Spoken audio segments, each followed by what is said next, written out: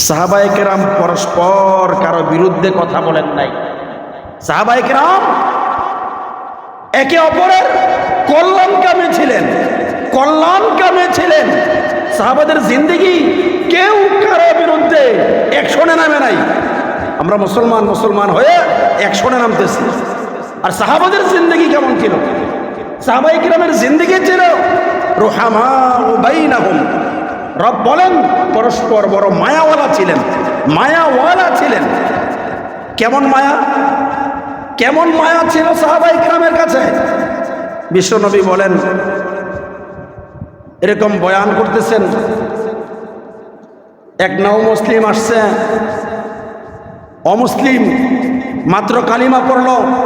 কালিমা পড়ার পরে আমার নবী বলে, ও সাহাবায়ে কেরাম এখানে যারা আছো, এই লোকটা মাত্র মুসলমান হয়েছে, জামা কাপড় চেঞ্জ করতে হবে, খাবার দাবারের ব্যবস্থা করতে হবে, কেউ কি আছো তাকে খানা খাওয়াবে? তারিখের পাতায় আসছে, সব সাহাবায়ে কেরাম নিচের দিকে তাকিয়ে আছে। কোনো মেহমান যদি আসে, আমাদের হারিয়া মসজিদে কোনো মেহমান আসলে একটু ফোন করলেই হয়, অথবা বাটি ফোন ছাড়া বাটি পাঠাই দিলেই হয়। বাটি ভরপুর করে আপনারা মসজিদে খানা পাঠায় দেন।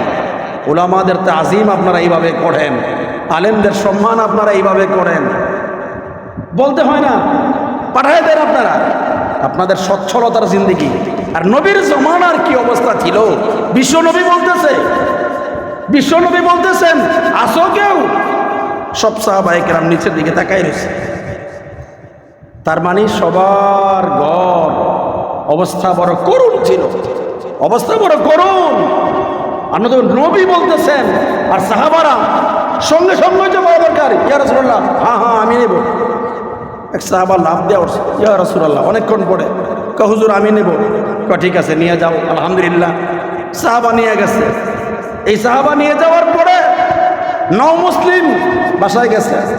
বাসায় যাওয়ার পরে ওই সাহাবা বলে তার ম্যাডামকে, ম্যাডাম আল্লাহর হাবিবের মেহমান নিয়ে আসছি, আল্লাহর নবীর মেহমান নও মুসলিম নিয়ে আসছি মেহমানদারির জন্য। বাসায় কি আছে? আল্লাহর নবীর সাহাবার ম্যাডাম, তিনি বলতেছেন আল্লাহু আকবার, কয় সাহেব মেহমান আনছেন, আলহামদুলিল্লাহ, ফালিয়ুকরিম জাইফা, মেহমানের মেহমানদারি করা নবীর সুন্নত।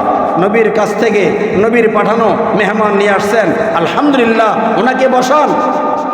কয় খানার কি অবস্থা? কয় খানার অবস্থা হইল, ঘরে তো বাচ্চা আছে, আপনি আছেন, আমি আছি, আর মেহমান। পরিমাণ খানার? খানার পরিমাণ হইল, বাচ্চা খাইলে আমি আপনি খাইতে পারবো না, আমি আপনি খাইলে, মেহমান খাইলে আপনিও খাইতে পারবেন না, আমিও পারবো না, বাচ্চাও পারবে না। এই পরিমাণ খানা আছে। তারিখের পাতায় আসছে যে তুমি খানা দানা পাকাও, অথবা পাকানো হয়েছে, বাচ্চাকে ঘুম পাড়ায় দাও। রাত্র করে বাচ্চাকে ঘুম পাড়াও। বাচ্চাকে খাওয়ানো যাবে না, নিজেও খাবে না, স্বামীকেও খাওয়াবে না।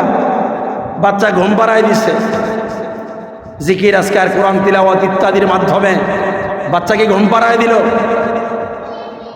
এইবার তাহলে যেই পরিমাণ খানা, এই খানার পরিমাণ মেহমানের সামনে রাখলে, মেহমান মেজবান একসঙ্গে খাওয়া সুন্নত, মেহমান তো খাবে না আমাকে ছাড়া। কয় আপনি কাজ করবেন, প্লেট দিয়া খানাটা নিয়ে যাবেন, খানা নেওয়ার পরে আস্তে করে বাতিটা বন্ধ করে দিবেন। বাতি বন্ধ করে দিয়ে আপনি মুখ এমনি লাড়বেন, আওয়াজ করবেন, যাতে মেহমান বোঝে মেহমানও খাইতেছেন আর আপনিও খাইতেছেন। এটা হলো সাহাবায়ে কেরামের জিন্দেগি।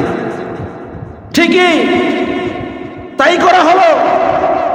নির্দিষ্ট পরিমাণের খাবার মেহমানের সামনে রাখা হলো, বাতি বন্ধ করে দেওয়া হলো। জি মোহতারাম, খানা চালু করেন। সাহাবা বলতেছে খানা চালু করেন। নও মুসলিম খাইতেছে, খিদার তাড়নায় ছটফট করতেছে।